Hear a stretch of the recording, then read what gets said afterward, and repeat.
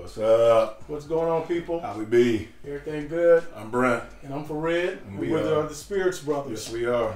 All right, bro. So today we got the goddamn 3 horsemen sitting up there or something, man. You know, they sitting off a proud, man. Yeah, you know, and these are not 3 of the same bottles. They may look the same, but these are 3 of the 4 bottlings from Benriach's new core expression. They relaunched in 2020. Okay. I used to see Benriach bottles all the time, and they were the taller bottles with different labels on them. But we were able to get our hands on 3 of the new ones. And I'm glad because I have not had any of the 3. Okay. So this is going to be my first time in either one of these 3. You know, Benriach has been through ownership in terms of a lot of different hands, but I think it was in either 2017 or 2018 they were bought by Brown-Forman. Okay. Brown-Forman is who owns the Woodford Reserve distillery. I think they own the Jack Daniels distillery, and they also own, if I'm not mistaken, they also own... they own a lot. Yeah, they own a lot. This happens to be a Speyside. Yeah. You know. Yeah. So... That's where we cut our teeth at, man, on the Speyside. Speysides tend to be sweet and fruity. Yeah. Light, easy to drink. Yeah. They tend to be one of the most drinkable types of scotches to drink. So today, just so we can give the folks an introduction to what we're going to be doing, we have the Benriach Original 10, and it's a triple cask matured, 10 years old, and it is bottled at 43%. Oh, you go on to the next one. Yeah, this is a Benriach 12, triple cask matured. Where are we at? It's 46% ABV. And the third one is the Smokey Ten. Smoky suggesting the a smoke or peat profile. Influence, yeah. And it's bottled at 46%, and it, ABV, and it's also triple cask matured. They're in some interesting casks. Yeah, let's talk about. I mean, let's go back in reverse order. But this 10-year Smokey, it says bourbon cask, Jamaican rum cask, and virgin oak. And you will see some bourbon and rum cask finishes on scotches. It's not all that common, but then the triple matured with the virgin oak cask. I'm not sure that I've actually seen that one before. Yeah, this is triple cask, and a sherry cask, a bourbon cask, and a port cask on this 12. So that has sherry and port finish on it. Yeah, so you know it got to be bringing some sweetness to it. You know? I mean that's just a really unique. You don't usually find those 2 together. Yeah, and so that has got to present a really interesting flavor, note. And then the first one here, the original 10, it says bourbon, sherry, and virgin oak. Okay. So that's not all that unusual, but well, I guess it is a little unusual in that it's triple cask instead of double cask. But Look, man, I can't take this no more. We got to get into this here. All right, so we already have some poured, don't we? Yeah, we got some poured. We're gonna start with the 10. Yeah. Okay. All right. So let's do some nose. Yes, sir. The nose. It's kind of bright. It's kind of faint. It is faint. That's why I wasn't getting it bright when you said it, because I'm trying to pull it out. A little bit of sherry, a little wood, a little bit of oak. You know, when I say bright, I guess what I was getting at is that what's being presented on the nose is it hits the nose right away without identifying what it is, at least to me. And then when you try to nose it a little more to try to identify what notes you're picking up, I'm not gonna lie, I'm having difficulty. A little bit of chocolate. There's no funk on it. No, by any stretch of imagination. There's no peat on it. You know, let's do a little bit of taste. I got a little bit of sherry. Yeah, I get the sherry. And a little bit of bourbon, and it might a little bit of woody, little woody. You know. All right, let's cheers, bro. Looks like a little bit of citrus comes out in a little bit more once you taste it. You know, to me, it's not as sweet. As I would have thought it would have been. Exactly. Yeah. It's not as sweet. This is not a sweet. It's very drinkable.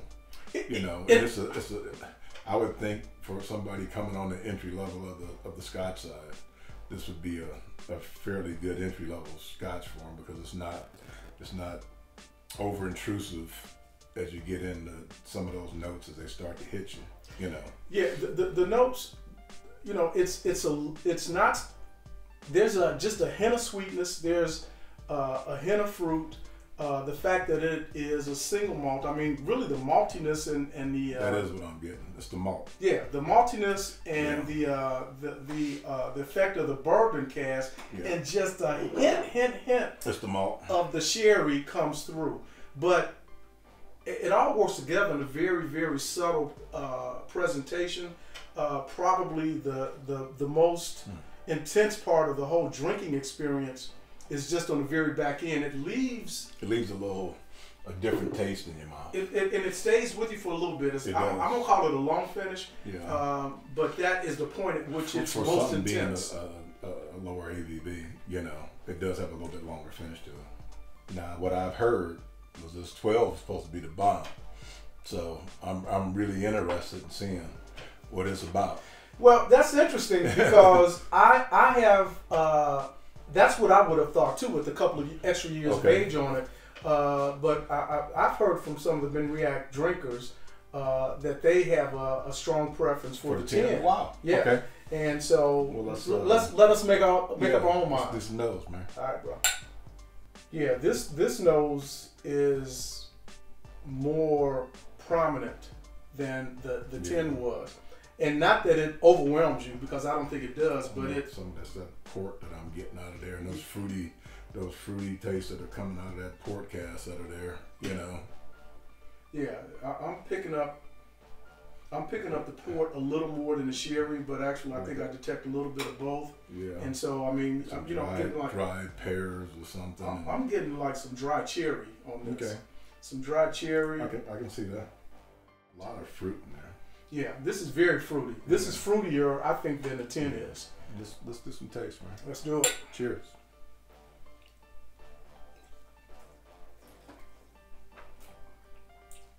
Wow, that fruitiness just hits you in the front. It does. You know, that sherry and that port cask. It's a lot sweeter than the other one. A lot sweeter, but it's not a super sweet. It's like a dull, like a brown sugar sweetness to it, or some honey, but not sugar sweet. But it's sweet, you know. It's definitely sweeter than a 10. Yeah. So if you're the kind of Scotch drinker who doesn't like your Scotch sweet, you probably would like the 10 better than the 12. If you want to have that sherry influence. And indeed the port influence. The port too. Don't forget the port. Yeah. You know. Then you. Because I get the port on the finish of this. Yeah, I'm actually picking up both of them. They're coming through about equally and stuff. The sherry comes through on the front to me, and the port comes through on the back. That's good. It's drinkable. You can start a beginner out on either one of them and be okay. They probably like the 12 better because it's a little sweeter. You know, a couple of our boys that's not really into Scotch that, you know, we could drop that bottle on the table. You know, I mean, they'd be happy. Well, what I like about this 12 is that the notes that are there are just more accessible. It's easier to figure out what the flavor profile is on this 12 than it is on the 10. So I guess that 10 we just popped it open. We all up in the neck. It ain't got no air. So it may need to open up and stuff a little bit. It could to get it where it need to be. That could be the case, but it also could be the case that someone who is considered more of a refined, with more of a developed palate, they might say, well, I don't need to have my flavor notes to be over the top and intense. Yeah. I like it more subtle, like it is on this tin. Yeah. This is a subtle flavor profile. This one is not so subtle. No. It's not over the top, but it's not as subtle as the tin is. All right, the Smokey Ten. Use nose, bro. Yes, sir. Oh, that's what I'm talking about. That's the smell. I like the smell right there. His ass is a peat head. That's the smell. He a peat head. Yes, I am. That's the smell. I like the smell right there. Oh man, that smoke. Yeah, I mean, you do pick up, and it's definitely there. But just so we be very clear, people, for the folks that are like hardcore peat heads that, you know, their go-to is Lafroig and Ardbeg. Yeah. I don't put Lagavulin in the same category as I do Ardbeg and Lafroig. Don't forget Talister, and there's a whole bunch of other ones. But I know what you're saying. I'm trying to be inclusive. He trying to mess with the brother. That's what he's trying to do.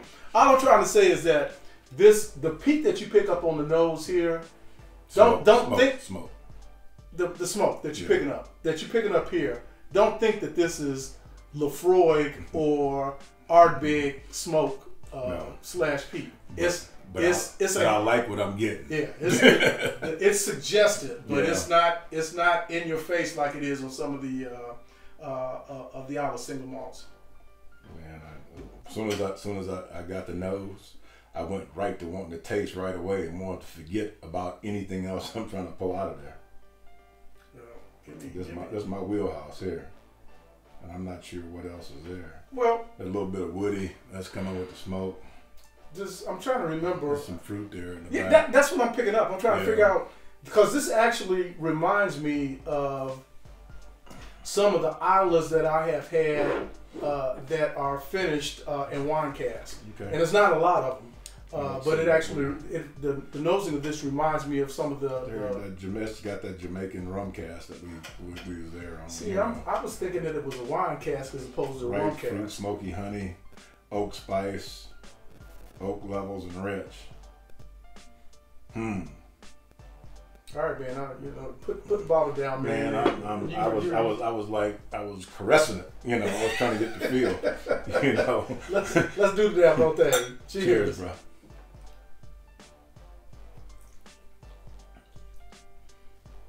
Yeah, it's nowhere near of what it knows is at, but it's not a bad thing. It's just whenever you know something, you give yourself what you think you're gonna be getting. I feel like your bubble just been burst, bro. It has. It has. I do. I feel sorry for you, man. Because he was looking. He thought that he had found Ardbeg's little brother. You know. Yeah. No, man. This is good. It's sweet. This is good. It's smoky. It is smoky. Let's put it like this: if I wanted to get somebody started into the smoked peat, I would bring this bottle out here, and that would slowly get him introduced into something without slapping him in the face. We were slapped in the face the first time we had something. This particular bottling, this Benriach Smokey Ten, would be a great introduction to Isla. It's a gateway. Yes, it's a gateway single malt for Isla single malts. Yeah, it is, because it is peat and smoke. Yeah, mainly more smoke than peat. Yeah. But it's not aggressive. No, it is not aggressive, and it is not medicinal. Yeah, and you're getting that Jamaican rum cask is starting to come through with a little bit of them rum notes that I'm starting to pick up on the tongue. This is very interesting. It is very interesting. It's very, very interesting. It's very tasty. It's very tasty, and Rachel Berry is the master distiller at Benriach. I missed that one. Yeah, Yeah, I had an opportunity to be on a Zoom conference call with Rachel Berry. So if you pick up a bottle of Benriach, you will see Rachel Berry's name at the very bottom where it says Benriach Master Blender Rachel Berry. That is on, her name is on all of the bottlings that Benriach issues since she's been the master distiller there. And I'll say that she was just very knowledgeable and very gracious with sharing the knowledge that she had. Yeah. So I felt lucky to be on a conference call with her. And to be completely honest with you, that's the reason why I went out and got these bottlings. Because, I know. Yeah. That's why I don't have any, because I didn't make the call. Yeah. If I'd have made the call, I would have had some. So.